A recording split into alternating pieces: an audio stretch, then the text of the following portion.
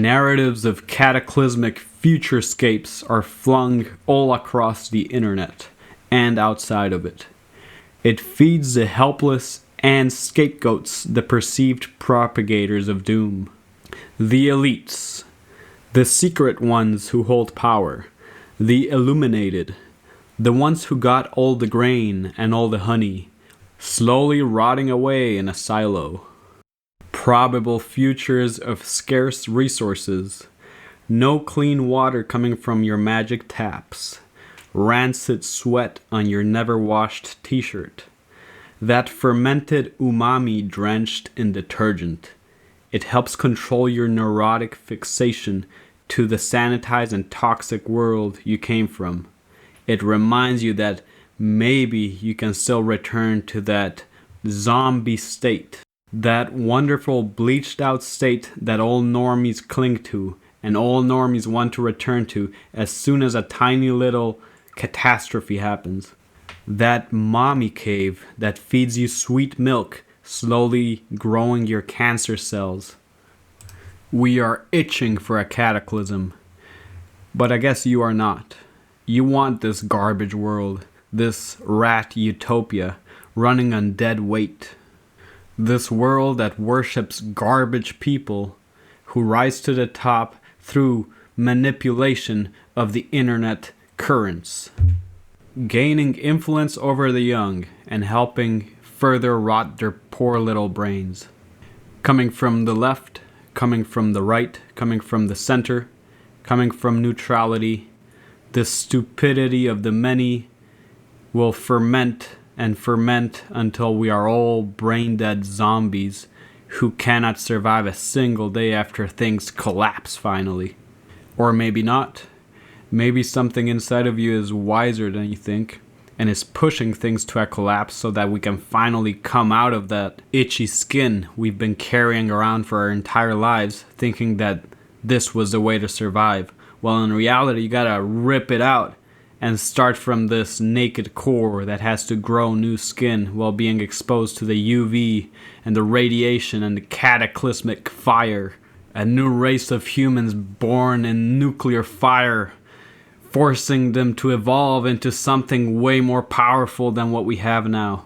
Nuclear savages, drenched in burns, going at each other in an eternal war that will last 2,000 years. Until they sacrifice another Christ, and then we start getting good again, while burying the bad aspects, and it'll all come back at us again, 2,000 years down the line. The pressures start building up again, and we realize that we want war, and we want to kill, and we want to spread our genes without thought, sowing our seeds into dead dirt.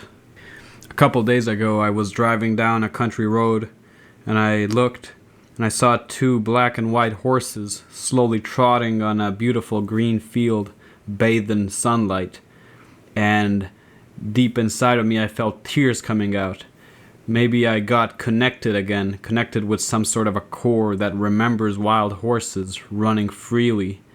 The potential to build a world where things are untouched by human garbage. And we could still worship the things that remain, these cracked, paved basketball courts where we can go and play the game of the ball, the ancient game of the basketball, the ball in the basket. You grab the ball and you put it in this hole. That's all we gotta know. You grab this ancient musket, this ancient AK-47, whatever, this ancient arquebus. You hold it. Your children inherit it. Their children inherit it. They maintain it for that time when the wolves come out again. Wouldn't it be better to have a slow collapse? Kind of the way a river starts receding when the waters start taking a different direction. Year by year, the river becomes smaller and smaller. Wouldn't that be a great future for human civilizations? For cities to slowly shrink and shrink towards the middle, with the people trapped in there becoming more and more crazy, slowly killing each other, getting diseased, while the fortunate are able to take advantage of the vastness of open space, uncontaminated by the Monsanto monsters. You got all of this space and you grab a wild horse and you just start riding around. You see a princess up in a castle, you save her. You bring her to your town, you're like, this is my wife. Is it hard to imagine a future where you look into your friend's face? You look into that soul, that burnt face, that shattered specter of a human being from a dark past, but you see a smile. Not on the face, but you see it inside of the face. In there. It's that smile of, now we got work to do. We gotta rebuild this motherfucker! Start building them rock castles, chopping the rock like back in the days. Start getting them slaves, gather your slaves around and start building pyramids like crazy asshole! A beautiful future. You can wander into a ghost town after ghost town. Keep traveling. Find the AKs, find the rock chisels, find all these things you'll need to build your beautiful medieval fucked up world where everyone's diseased. No one's diseased. Well, maybe. Depends. How many nukes fell? 200? 2,000? 200,000 million? Was it only that one nuke? And time stopped? Did everyone realize, nah, this ain't what we gotta do, man? We gotta go back into finance. We gotta start financing these corporations, all of these non-profits, pro-profits, all of these mixed water suction tunnels that take all the water into data centers. We gotta start thinking of the future, man. We gotta start thinking of AI. We gotta start thinking of computers, big hot computers that steal all the water so that irrigation doesn't even work. What's happening to my cornfield? It's dying because that data center and its eternal hum of madness is killing us. Yeah!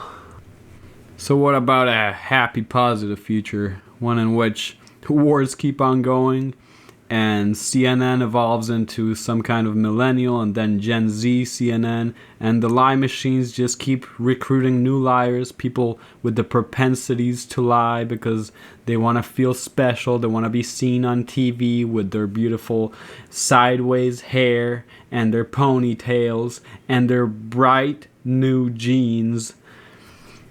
So we're going to build this positive future with all of these propaganda machines, but it's positive propaganda, It's all about including everything and everyone and all the animals and all the materials that we need to kill the animals, to eat them. And then you switch it up, and sometimes you're going to switch it to humans. We're going to eat the humans that don't work well.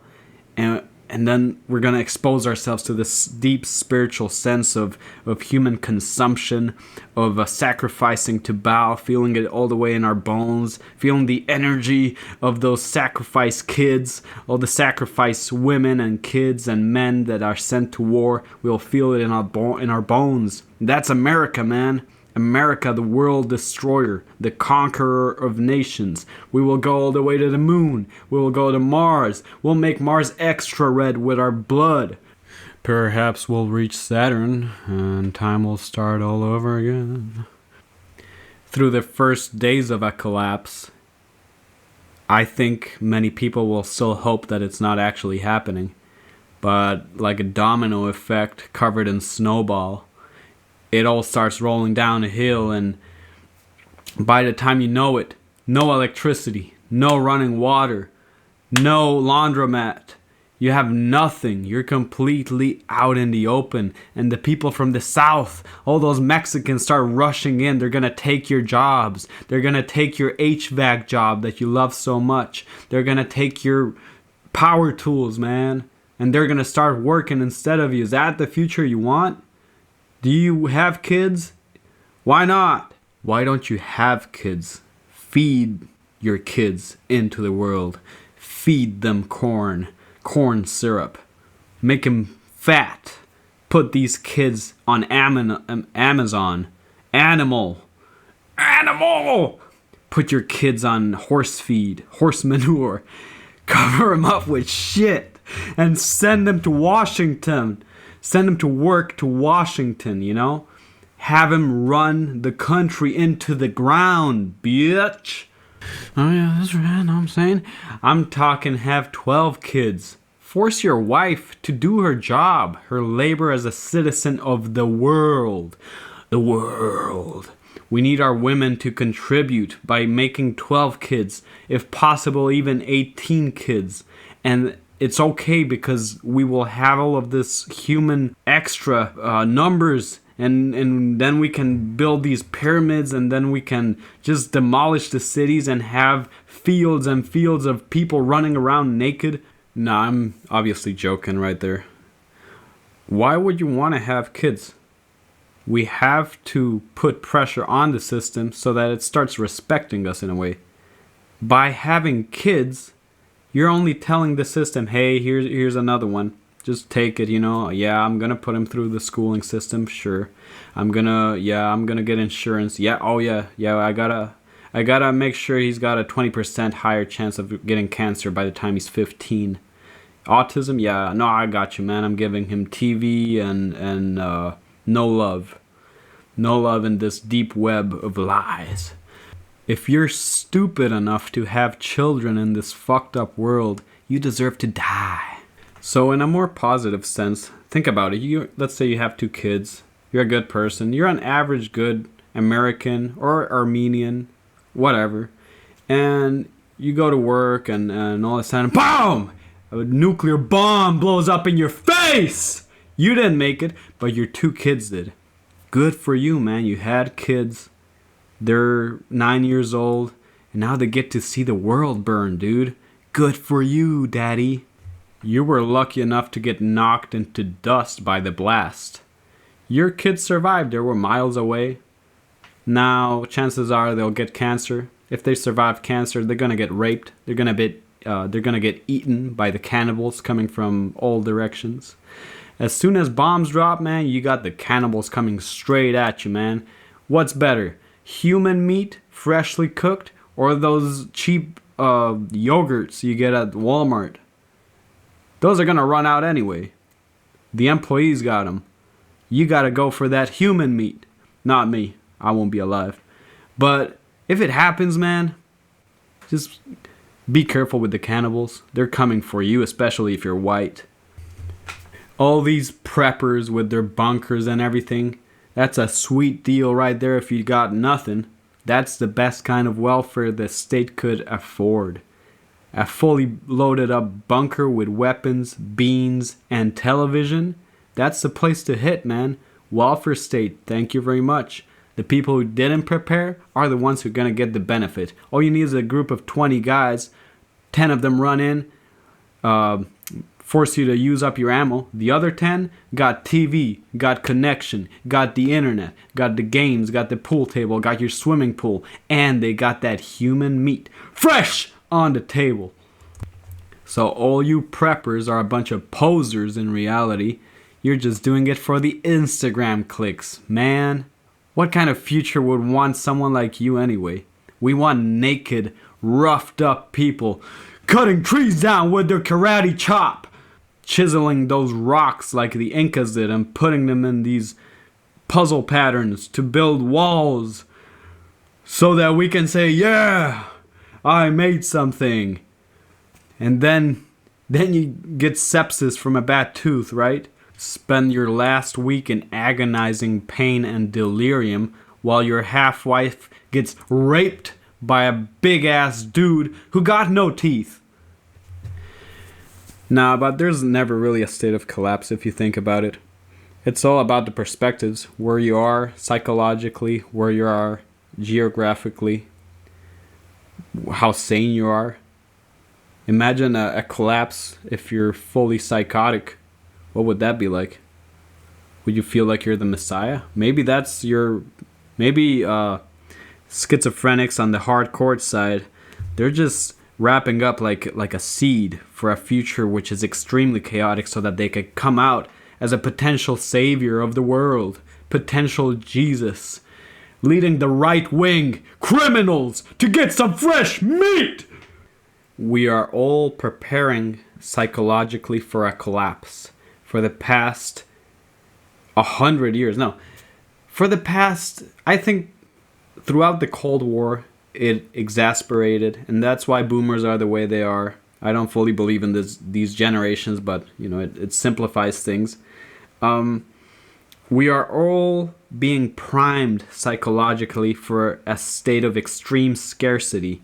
The rich people are probably even more blind to this fact because they know they have higher chances of making it until a certain point. But we are, in a sense, priming ourselves into evolving the psychological maturity to endure what's coming.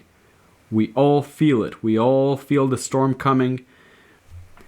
And as in any Darwinian race to the bottom of the spine, we will have to see which aspects will survive, which aspects will be benefic. You will need your psychopaths, you will need your narcissists, you will need your autistics, you'll need your schizos, because through this mix of diversity, we will find what our future can hold for us. And I'd like to think that a person who can actually go to this basketball court in a dead future, starving, but still hang out and play with the ball for a little bit, isn't that the future we want? The future of beauty and magnificence that lies within a decaying world that was already way, way overdue for collapse. Looking at that rusty concrete sticking out of the ground, looking at those deer staring at you from afar, wondering if you're still the same human who hunted them for sport, for Instagram clicks. Are you still that same human? Or are you the human from way back then? The one that would relentlessly walk after you until you died of exhaustion because he needed to eat you. And a deer that knows that that's a human it can respect. Not these pieces of shit with those 309 rifles and all that, launching explosives at their heads and leaving the cadaver just for the horns. That's garbage, man. You are all garbage in a garbage world, and a deer knows it. But a deer will also respect you once you take your clothes off and you're ready to grab its horns and wrestle it down to the ground. The animals know. They know more than you stupid human being. They're way wiser than you. And they'll wait. They'll wait until we are ready to gain their respect again. Are we able to prevent a collapse that everyone has been primed to believe in? Are we able to prevent a collapse and mitigate it even though we don't want to? Most of us want a collapse and want war and want a big purge of the human population. Don't deny it. You're listening to this video. It's too late for you to deny the truth. You want a purge of the population, a culling, going down to essentials, nails and tooth. Why would we want to prevent a collapse? What we want to prevent is more contamination. That's smart. But a collapse, dude?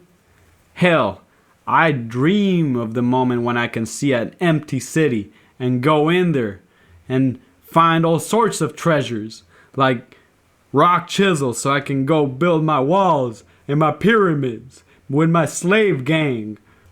I dream of the moment when I can mount that wild horse, call it my own, and lie to my children about how I was the first one to domesticate this wild creature. In the name of the Lord Satan, I will grab that horse. It's like that movie that just came out, The Bone Temple, from the 28 Days Later series. It's politicized, but I do like the notion that this guy basically becomes a Satanist, and he's the equivalent of an hardcore Christian. It's all the same, dude. You're just propagating garbage lies to boost yourself. A potential future with a golden sun and a bright, crisp blue sea under an icy sky. This bright future with your hands trembling from starvation. The tears that you didn't even consciously throw out because of your buddies who died years ago, because of your buddies who died weeks ago. You have no time to think. You have to eat. You have to cover yourself. You have to pray Nah, you ain't gotta pray. You just gotta chop that stone. We've done it before, man. Ages ago, we used to be kings, struggling. The human struggler. Whatever happened to that dignified beast in the fields of Pluteria, or whatever it's called? Back when the continents were a big mass. Isn't that when we was born? But, let me just think about it. Wouldn't that be a nice future? Where strong people survive, and we just go from there, dude. It's better than the plans the elites have as far as eugenics go. I mean, let the bullet drop and see who's who rather than having some asshole at the top deciding who gets to go through the gates of heaven. Thanks for listening.